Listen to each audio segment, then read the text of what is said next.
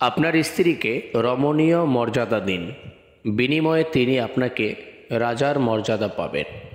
ফারিয়া রাদিয়াল্লাহু তাআলা আনহু ছিলেন নবীজির অন্যতম স্ত্রী।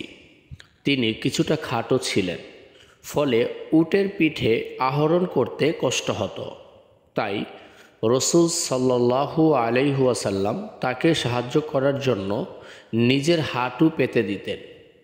ফারিয়া রাদিয়াল্লাহু তাআলা আনহু সেই হাঁটুতে পা রেখে উটের হাউদায় উঠে বসতেন। সহিহ বুখারী হাদিস নাম্বার 4211। আম্মাজান ফারিয়া রাদিয়াল্লাহু তাআলা আনহু বলেন, একবার রাসূল সাল্লাল্লাহু আলাইহি ওয়াসাল্লাম তার স্ত্রীদের সাথে হজে যাচ্ছিলেন। প্রতিমধ্যে আমার উট বসে পড়ল, কারণ ওটা ছিল সবচেয়ে দুর্বল উট। তাই আমি কেঁদে ফেললাম।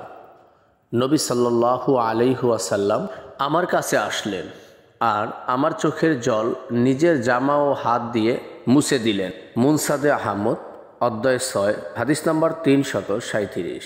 সুবহানাল্লাহ। পৃথিবীর শ্রেষ্ঠ মানুষটি তার স্ত্রীর সাহায্যে নিজের হাঁটু বিছিয়ে দেন আর সেই হাঁটুতে পা দিয়েই ভর করে স্ত্রী উটের পিঠে চড়েন। কি অসাধারণ দৃশ্য, কি চমৎকার বিনয় ও ভালোবাসা। আবার স্ত্রীর চোখের পানি নিজের জামা ও হাত দিয়ে পরম মমতায় মুছে দেন। অন্য হাদিসে এসেছে, তিনি উটের পিঠে তন্দ্রালু হয়ে পড়তেন, তখন নবীজি তার মাথা ধরে রাখতেন। একজন স্ত্রী তার স্বামীর কাছ থেকে আর কি চায়? একজন স্ত্রী হিসেবে ফারিয়া রাদিয়াল্লাহু তাআলা আনহু নিজ স্বামী রাসূলুল্লাহ সাল্লাল্লাহু আলাইহি ওয়াসাল্লামকে কীভাবে মূল্যায়ন করতেন, কতটুকু ভালোবাসতেন, এটি বুঝতে একটি হাদিসেই যথেষ্ট হতে পারে। হাদিসে এসেছে, রাসূল সাল্লাল্লাহু আলাইহি ওয়াসাল্লাম যখন প্রচণ্ড অসুস্থ হয়ে মৃত্যুশয্যায় ছিলেন, তার স্ত্রীরা তার চারপাশে জড়ো হলেন।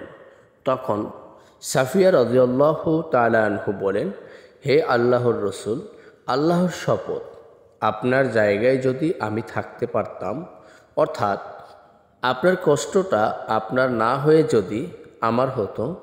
তার কথা শুনে অন্য স্ত্রীগণ মুখ টিপে হাসলেন।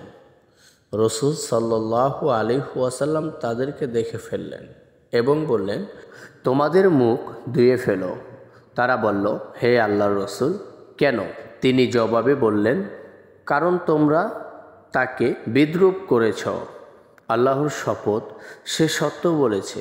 জি, এটাই বাস্তবতা।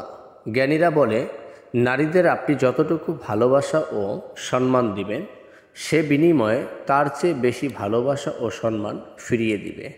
আবার তাকে যতটুকু ঘৃণা দেখাবেন, বিনিময়ে সে তার চেয়ে বেশি ঘৃণা ফিরিয়ে দিবে। আল্লাহ তাআলা আমাদের সবাইকে সঠিক বুঝ দান